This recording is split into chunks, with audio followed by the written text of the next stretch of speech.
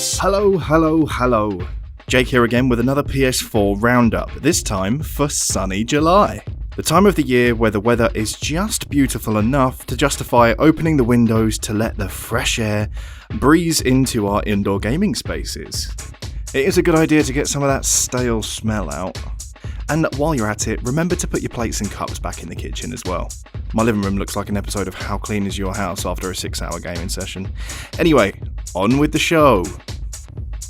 First up, we've got Dragon Quest Builders 2, an RPG from Omega Force and Square Enix. It's set in the world of their famed Dragon Quest series, but the mechanics used in the game have a couple of differences. For starters, the game has real-time action rather than the typical and traditional turn-based style of the original series.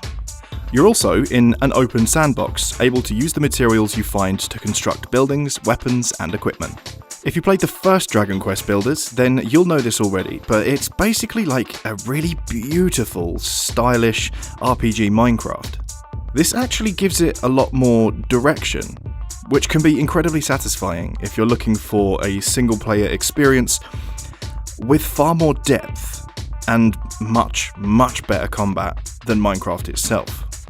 As you'd expect with a sequel, there are some new features here that didn't feature in the last game. Most notably, the ability to fly, travel underwater, and fast travel using a retro-style map. So you can feel free to reach out and make your settlement as big as you like, knowing that you're always going to be able to find your way around it. The visuals are really beautiful, and it looks like the gameplay is incredibly well crafted. I really can't wait to try this one out. This next one has a special place in my heart because I was a big fan of the insane, over-the-top, highly stylized anime that it's based on. It's Kill la Kill If, the game. It takes the style of a 3D arena fighting game, a format you'll already be really familiar with if you've ever played a classic anime fighting game like Dragon Ball Z Budokai. That was practically locked into my PS2 when I was a kid. You select from a roster of characters from the show, each of whom have their own special abilities, skins, and attack styles. Then you proceed to spend the rest of the match smashing each other around the arena, dodging each other's attacks, and doing whatever you can to win. It also has an original story that is a separate, non-canonical retelling of the events from the show, which means fans have a new narrative to enjoy. However, the game is relatively short, and apparently this story content takes only a few hours to complete. I loved Kill la Kill the show, and I'm a big fan of 3D arena fighting games, so I'm looking forward to see how they combine these into Kill la Kill the game. Next up is Wolfenstein Youngblood, a first-person action shooter and Bethesda's next installment in the Wolfenstein series. You play as a combination of two protagonists, choosing between Jess or Soph, the twin daughters of the main protagonist from earlier Wolfenstein games.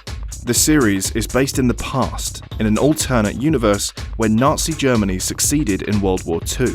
And the stories of these games often revolve around killing a lot of Nazis on secret missions. You might have suspected this when you heard there was two protagonists, but this game can be played entirely in co-op mode. But if you're not into that, or if you don't have any friends, you can also play the game with an AI covering your back for you.